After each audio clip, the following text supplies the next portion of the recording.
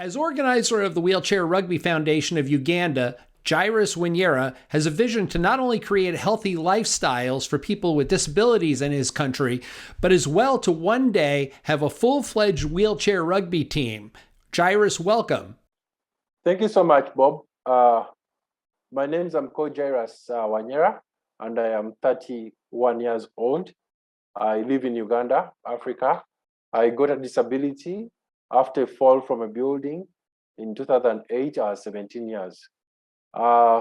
Acquiring what we call an artificial disability is not easy because you've lived life without a disability before.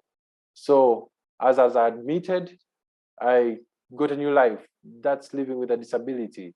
And it was quite very hard for me to integrate back to society, education, and all aspects of life. So having been lucky and gotten some physiotherapy, I underwent a lot of challenges. And one of those was rehabilitation. In Africa, we don't have any rehabilitation settings, more so in Uganda when you suffer a spinal cord injury. I took on the responsibility to do activism for persons living with spinal cord injuries in my country. And one of those things that I saw was a very big barrier was for these people to participate in sports. I asked around what could be that sports persons living with spinal cord injuries they could participate in. And one of the things I understood was quad rugby, which we understand as wheelchair rugby right now. We knew that it's very difficult because we don't have the facilities, the equipment, and the commitment of our leaders is very lacking because their interests is not at developing that. What we did was we had to think big, but start little. And that's where we are right now. Hey, Jairus, through rugby, do you think that you'll be able to help break down some of those myths and disbeliefs? And, you mentioned things like witchcraft and what they might think might be inflicting your body. Just overcoming hurdles like that alone must be difficult. But I'm wondering, do you think that by having a team of people in wheelchairs doing sports, will this up the game to a point where people will create understanding? Sport as an entertainment tool is a tool that can change people's mindset. It is a tool that can change people's perception. By looking at the talent of what abilities people living with spinal cord injuries can showcase, that alone is a way of educating people and empowering them with knowledge that persons living with disabilities or spinal cord injuries can do a lot more than what they expect from them. And this alone can break so many myths, like thinking that this is witchcraft or anything in that kind of line.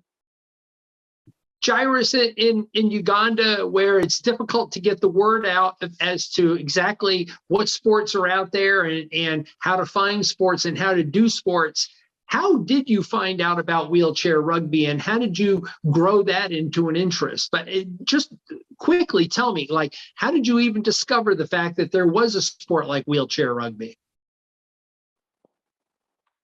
Thank you so much, Bob.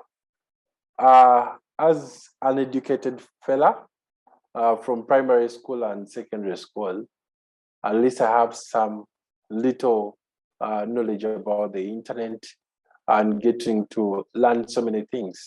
So being a person who is very interested in the internet, I joined Facebook in the year 2012.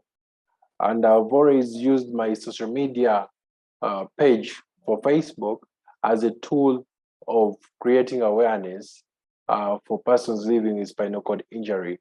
This is something that later took the attention of people around the globe. And so many, and part of my friends who are following me on my social media platform on Facebook and Twitter come from Canada and Europe. So keeping following each other, I got to know so many of these things they do in order to adapt and also rehabilitate their people. And this is when I got to know that there is a game called wheelchair rugby, and persons in Canada are participating in it. And I got to know about its history from mandaball to quad rugby to now what they call wheelchair rugby. And that is the same idea I brought back home, and I kept interacting with a few people from Canada, and that's how I got connected to wheelchair rugby. How is it that you expect to go about? I mean, do you have a business plan where you hope to, raise enough funding, or are you going to the government? Have you reached out to nonprofit organizations? What is your plan as the foundational owner or producer to be able to find people to come to the table with enough money to fund your team? Now, at first, we were not thinking about funding, to be honest. At first, we were thinking about the objective itself. We want to integrate young people living in spinal cord into school, into university. We want to integrate people, adults who have gotten spinal cord injuries, into the business community of this country through sport itself. We know that we are having a lot of barriers and challenges, and we need a lot of funding, and we are looking for a sustainable way of having wheelchair rugby in the country.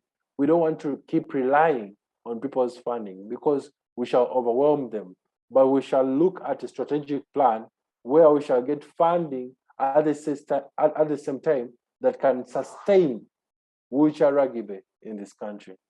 Jairus, I have to tell you, I'm very impressed by what it is the undertaking of this great task.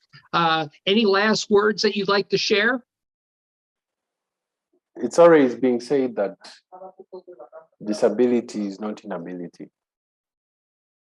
But I always tell my people living with disability that look at those weaknesses that society looks at in you, polish them, and make them your strengths.